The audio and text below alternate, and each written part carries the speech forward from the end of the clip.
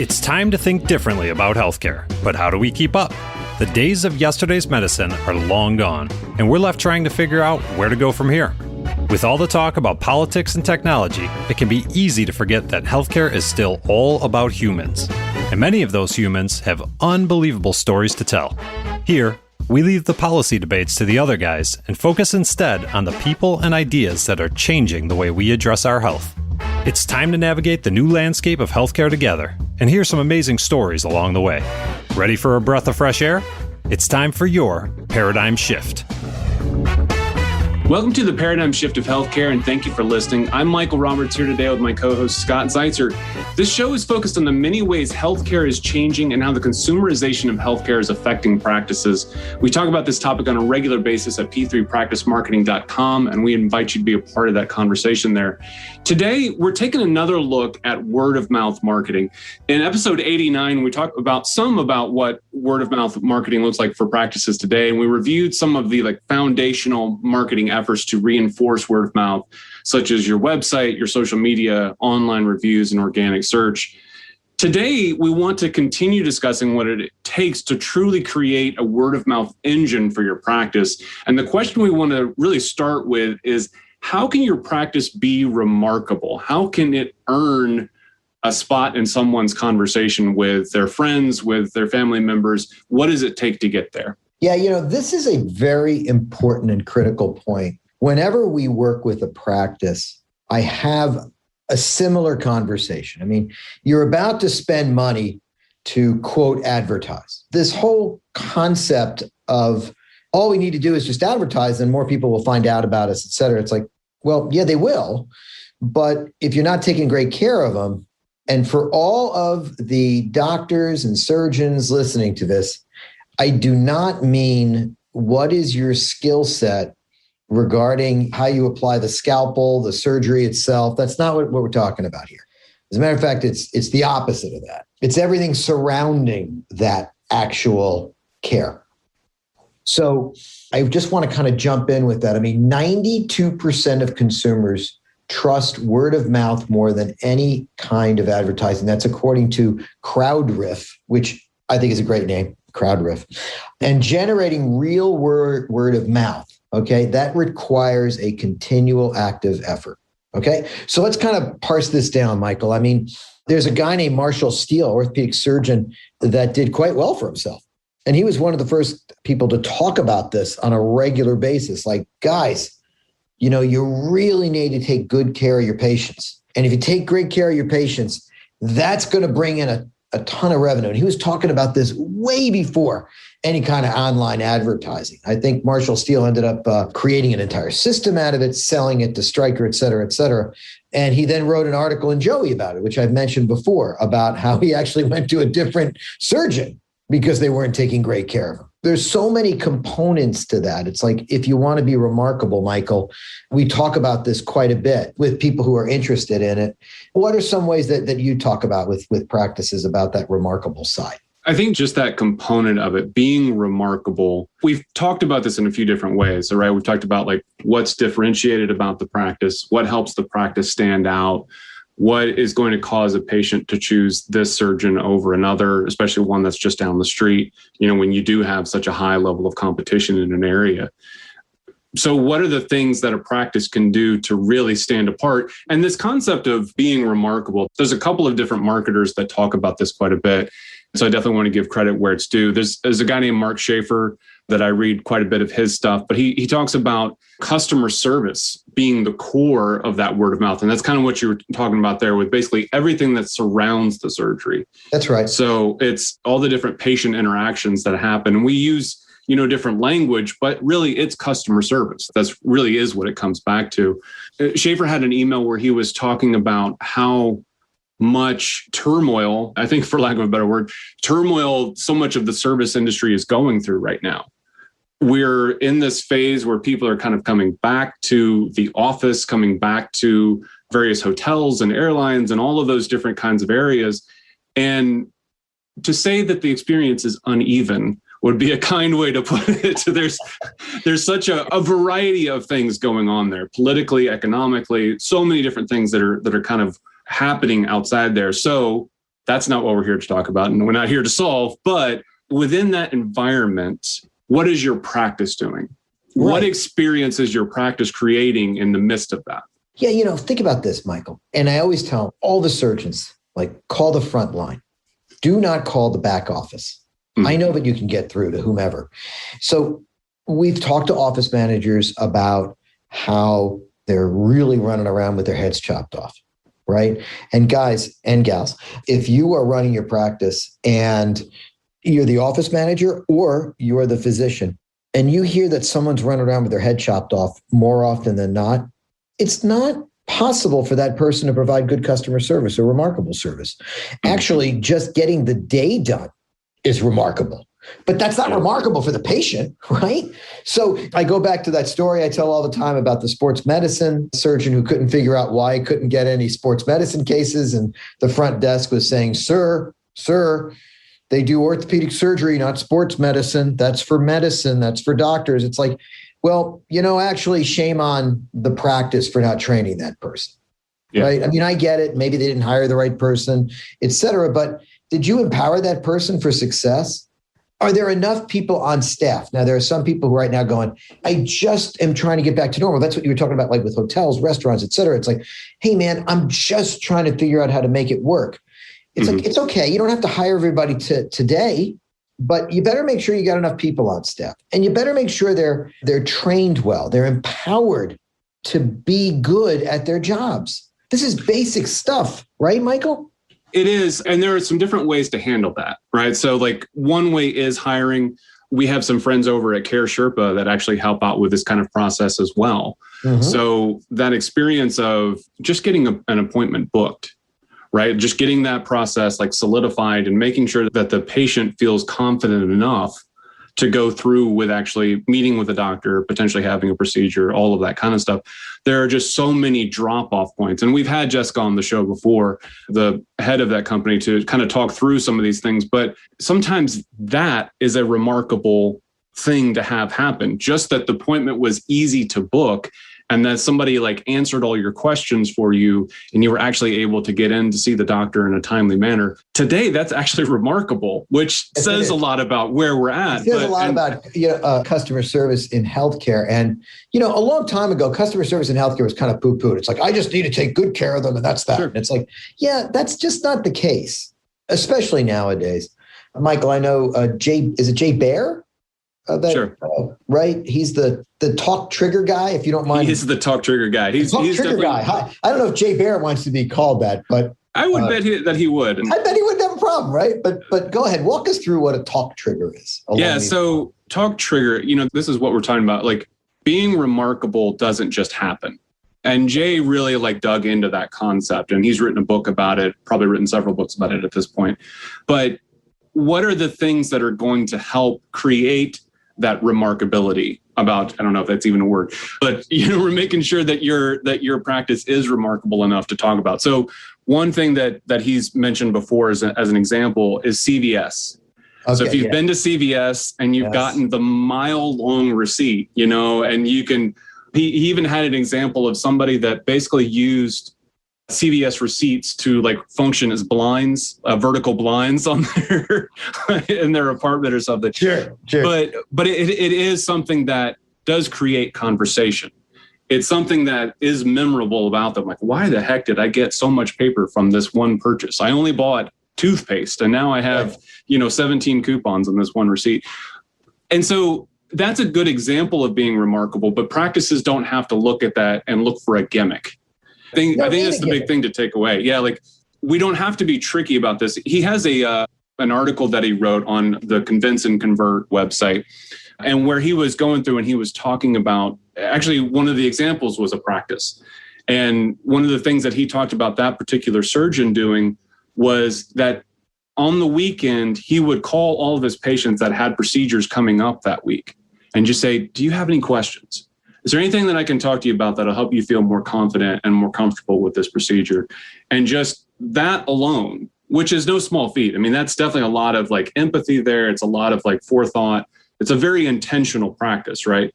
But that activity has created a completely different experience for the patient and it's one that they want to talk about. So this is the remarkable nature of this particular practice, is just this demonstration of we care and we want to help answer your questions. Along those lines, and it doesn't even require the surgeon to make that call. It could be someone on the staff. It could be, that call could happen pre-surgery, could happen post-surgery. If you've got staff in-house that does OT/PT, it could be one of those people post-surgery, like, how you doing? Is everything okay? Do you have any questions? That kind of thing. This again goes back to it wasn't the performance of the surgery itself or the procedure, whatever. It was that somebody pre or post has a good conversation, and that care and that desire to make sure everybody's okay really comes across in that case. We're just giving an example. But again, like with Care Sherpa, you didn't hire like a full-time person. You outsourced that, so to speak, that conversation, that intake. There's a lot of ways that care can be accomplished. It's about taking the time to step back, and think about what to do, if that makes sense. Yeah. And I'll use a different field, just for an example, to talk about like something that was remarkable enough to get my business or to get my, experience as a patient. Like the dentist that I'm working with right now, the dentist that I go to, and now my entire family goes to, has really convenient appointments. They last beyond 5 o'clock in the evening. He actually has some weekend appointments. I mean, like this is like above and beyond anything that I was finding, in the area. So finding somebody, and the other thing was that you could actually book an appointment online. Ooh. Wild, crazy features. But, like I'm in a different part of the city than you're in. And like a lot of the dentists in the area, man, if they had a website, they were like way ahead of the game. They were really showing how modern they were. So not only does this practice have a website, but I can also book online, and they actually have convenient times. That was enough to get me started. And that was something where I have told people about this practice. Like, yeah, it is a pain to get to the dentist, the whomever. And I'm not saying this is obviously the right fit for everybody, but it's something that in a competitive market, this guy was able to differentiate and was able to set his practice apart a bit there.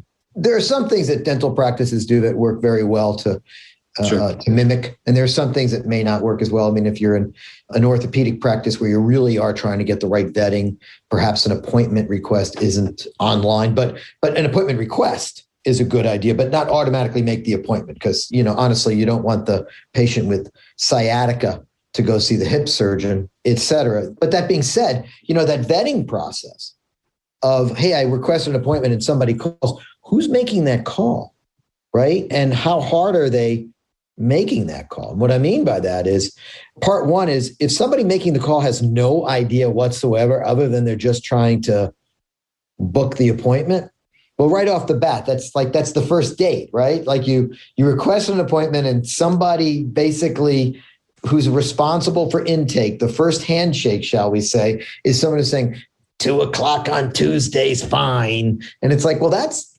not, I've got questions. I'm nervous. And it's like 2 o'clock on what about 2:30? But there's no conversation occurring here. The doctor will talk to you. If in your heart of hearts, that's the conversation occurring, that's a rough start right off the bat, right? So who's making the call? We talked to one practice that had a very intelligent person making the call. It was a registered nurse who happened to, quote unquote, move up the ranks, if that's what you want to call it, and become the office manager. And we were talking with that person about, hey, they're scared. So take enough time to kind of walk them through it and explain why you're vetting, because a lot of patients get angry on the other side. They're like, why are you asking me all these questions? I just want to be seen at 10:30. It's like, I really want to make sure you see the right person. I don't want to waste your time. Not the doctor's time is important. The patient's time. Everybody's time. Yeah, everybody. For sure. There you go. So I think that's kind of critical kind of stuff. Let's take a quick break for your P3 pro tip for the week. A lot of practices collect patient testimonials, but don't do much with them beyond collecting them on a single page. Often, there are a lot of really impactful patient stories that go unread by most of the patients looking at your website. One way to draw attention to some of your best testimonials is to place them on relevant procedure and service pages. This not only draws prospective patients to testimonials that are highly relevant to their needs, but also punches up your current content by providing glowing feedback in the words of your actual patients. It's one thing to say that you're great at what you do, but it's even better when you can prove that patients think so too. If you're just joining us, this is the Paradigm Shift of Healthcare. I'm Michael Roberts, joined here today by Scott Zeitzer, and we're talking through what word of mouth looks like for today's practices. And one of the big ways that we're talking about is just showing enough customer care, enough customer service to be able to make the process as frictionless as possible. We've all been through those experiences where we've experienced plenty of friction along the way. So, we're talking about vetting our patients more effectively, making sure that we're getting the right people, reducing that friction, just whether you're using a team that helps answer a lot of patients' questions as they're calling, somebody that calls back enough. I mean, we certainly have talked to situations, we've talked to certain practices where the process was you call back the one time, and once you've called back the one time, that's it. It is pretty standard operating procedure for most practices to essentially shut down for lunch between 12 and 1. So if you're running the practice, you're going, what do you want from me? People have to eat. Mm-hmm. And the answer to that is, well, not everybody needs to eat at the same time, because remember, the patients that you're hoping to see probably can only call you between 12 and 1.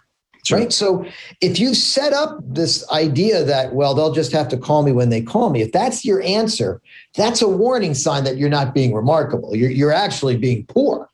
And you could still take good care of your staff by basically just saying, hey, who wants to take, 12 to 12:30, and who wants to take 12:30 to 1, and rotate. It's not that hard. And we bring up another point about that. If somebody left a message, and I'll start with, why did they have to leave a message? Well, maybe you got busy. Maybe there's not enough staff answering the phone. So if people are on hold for 8 minutes, you don't have enough staff. Right. Or you need to come up with a different system. So, hey, I can't afford to hire somebody. Okay, well, what does it cost for a callback system? Where people can call back. Whatever that is, we can walk through different options for that, because it's tough.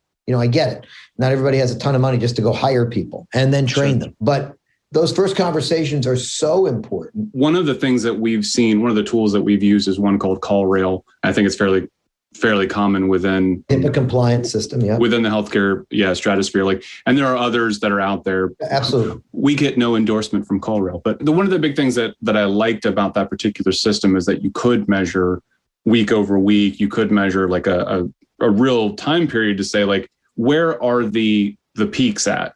Where are people making a lot of calls? And then where are they waiting a lot?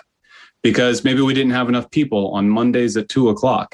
And the wait times jumped up to, 10, 15, 20 minutes because they just had to get through. And that was the only way that they could do it. So there are a lot of different ways to go after this and tools that are out there to help make this process easier as well.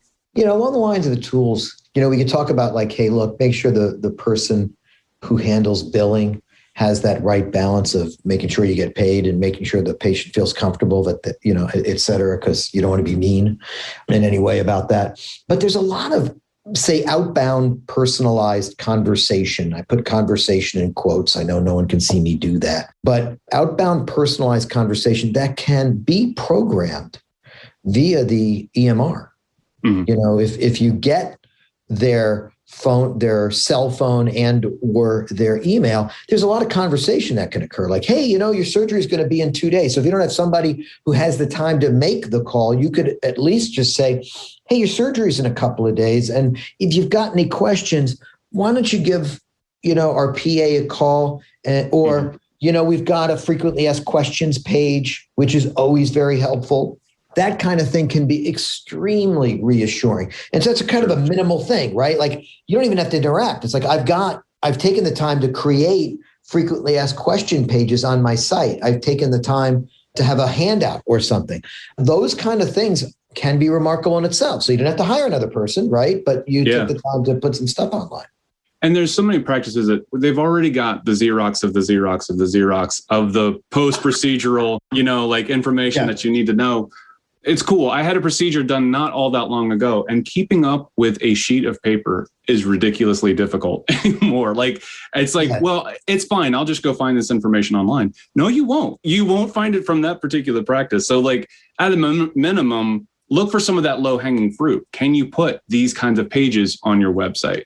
Can you do something like have some sort of automated reminders that go out to people? That's right. These are things that are very doable. One other thing that I'd like to talk about in our show today, as we're talking about these various ways to be remarkable and to stand out, is really working with particular patient communities. And this is something that we talked about a little bit in a recent episode, but one of the clients that we work with in particular performs bloodless surgery. And Jehovah's Witnesses. Really focusing on that particular audience and really accommodating that audience as best as they can. And so I think that doing that makes it easier for the patient, yes. But then you think about how much more likely somebody that is Jehovah's Witness is to be able to recommend this person. I was able to go see this person, and that was a big help. You know, and there's other communities that are out there. And I really want to kind of like paint the spectrum here in terms of the different types of communities that exist, because you know, we've got a physician that's here locally, and we're in the deep South. And so, you know, faith is a big part of a lot of people's lives. And part of his patient reviews that we'll often see have something to do with, this doctor prayed with me before my procedure. Yeah. It's a major component to a certain group of people feeling safe. Right. And to that surgeon. Jehovah's Witnesses who, if you are in fact concerned about that, this particular surgeon doesn't like not having blood transfusion available, but learned to figure out how to handle it and worked with the patients and came up with, again, a methodology that worked for both the patient pre-surgery, like the conversation about, are you willing to die on the table? If that happens, let me walk you through what I'm going to do. Mm-hmm. Let me walk you through how experienced I am at that. But if it comes down to this, I just want to know ahead of time. Those are good conversations to have. Praying with your patient, that helps. And if that's a part of your life, that's great. Trans-friendly care. We talked to a friend of ours who basically, I think there was a barber shop where people who were trans could just feel more comfortable. And man, that barbershop, it just took off because, they didn't have to answer a lot of questions about their philosophies or about who they are and feeling safe. Yeah. Case at a practice as well. Absolutely. And the big thing that's exciting about today in terms of getting that sort of information out there is that there are systems that help do this. Right. Like if you were a particular community and you're trying to find somebody that respects your beliefs, somebody that can accommodate what you feel and what you think about that, like there are different ways now of signaling that kind of information. So I'll definitely give credit where it's due here. So because I give Google a lot of little jibes, a lot of jabs. But look, they really are being very progressive and very active in trying to make it easy for people to be able to find. So they have on their maps listings services. You can go in there and indicate if you're a Black-owned business, if you have LGBTQ-friendly areas, a transgender safe space. These are things that you can put on your map listings. Mm-hmm. And again, if it applies to that patient, great. If it doesn't, that's fine too. I don't think it bothers anybody. Correct. Right. But you're just giving people an opportunity to show how you can take care of that community in a way that not everybody does. Right. Like it's where we're at. So regardless of... and I say that in a very positive way. When you say it's where we're at, it's like, look, everybody's got a different philosophy. Everybody's got a different set of core values and beliefs, and that's okay. Mm-hmm. And knowing that there's a place where you can share that and feel more comfortable is great. So we gave examples that quote unquote would be easier to talk about on the progressive side of things and easier to talk about on the more conservative side of things, because we are trying to stay apolitical here. The point is, and in the case of Jehovah's Witnesses requiring bloodless surgery, it's nothing really, I get that it's religious based, but this is, again, an area where, hey, it could be as simple as like, hey, I've got 3 Spanish speaking, I'm Spanish speaking, and I've got 2 people on staff that are, so that if you're Spanish speaking, that's a big deal. and can certainly help. So there's a whole spectrum of places where this can occur, where you can utilize Google. I don't think Facebook has an equivalent to this. It's not easy to tell with Facebook. But that being said, there you can actually get the word out, like on your site. Sure. Right? Like, Michael, you made the point about like, I am now coming on 59 and I'll be soon at 60. And of course, I had a colonoscopy just to make sure that I was a healthy guy. And thankfully I am a while ago. And I knew the gastroenterologist pretty well. His joke with me was that the good news is you don't have to see me here anymore for the next 10 years when I woke up, which I apparently asked him 3 times because propofol does that for me. But that being said, he had that Xerox of a Xerox of a Xerox. Now, colonoscopy, right, guys, is very easy. So if anyone's listening and you're nervous about it, just get it. It's so simple and it saves so many lives. I'll put that aside for a second. But that being said, his thing was a Xerox of a Xerox of a Xerox. And I called him up because I had a question about something, about when I could eat or whatever it was afterwards. And he was like, it's on the sheet of paper. I'm like, who can read the sheet? My goodness. It's kind of crooked and then you can see the edges of where the previous one was. It was so gray and crooked. It was like mind-boggling to me. And I was like, don't you have a website? He goes, yeah. I said, it would take you 20 minutes to type this up and put it up online. 20 minutes. Yeah. Well, I don't know how to do anything online. Okay, great. Then call your person and tell that person to put it up online. I mean, this is easy stuff, man. And that's that low-hanging fruit kind of stuff, right? Exactly. It really does go back to that. Customer service is the new word of mouth. And we talk about different ways that you can reinforce it. There is your website and there's online listings and reviews and all of those different things that when you have a solid core, when your service is remarkable, all of those things reverberate. It really is like throwing like a pebble out into the water and just watching those waves kind of go out. And so these kind of small tweaks that we're talking about will have these reverberations. Maybe not in every single review, maybe not in every single experience, but it will make a difference. So we thank you for joining us today. If you'd like to learn more, please feel free to visit our website at p3practicemarketing.com. We've actually set up a short quiz there to help practices think through their approach to word of mouth and what next steps might look like for you. You find that quiz on our homepage. Until next time, thank you so much. Have a great week. Thanks again for tuning in to the Paradigm Shift of Healthcare. This program is brought to you by Health Connective, custom marketing solutions for medtech and pharma. Subscribe on Apple Podcasts, Google Play, or anywhere you listen to podcasts.